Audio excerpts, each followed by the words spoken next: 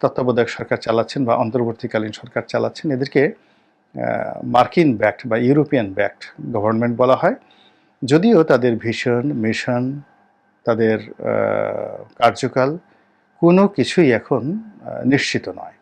কতদিন আছেন, কতদিন থাকবেন, কি করবেন, এই বিষয়গুলো তারাও জানে না, আমরাও জানি না। তো এরই মধ্যে যেটি হচ্ছে, রাজনৈতিক অবস্থা ক্রমশ জটিল হয়ে যাচ্ছে।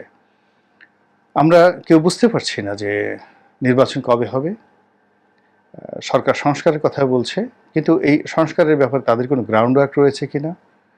যদি গ্রাউন্ড ওয়ার্ক না থাকে, অভিজ্ঞতা না থাকে, তাহলে এই সংস্কার নিয়ে, যে কোনো বিষয়ের সংস্কার নিয়ে তারা যদি বেশি ঘাটাঘাটি করে, বেশি সময় ক্ষেপণ করে, তাহলে তাদের জন্য অশুভ পরিণতি দেখে নিয়ে আসবে, এতে কোনো সন্দেহ নেই।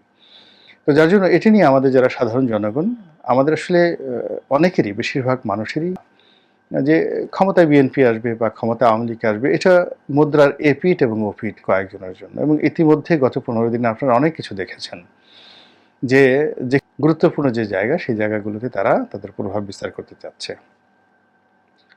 তো সেক্ষেত্রে সাধারণ জনগণ, তাদের লাভ কি হলো?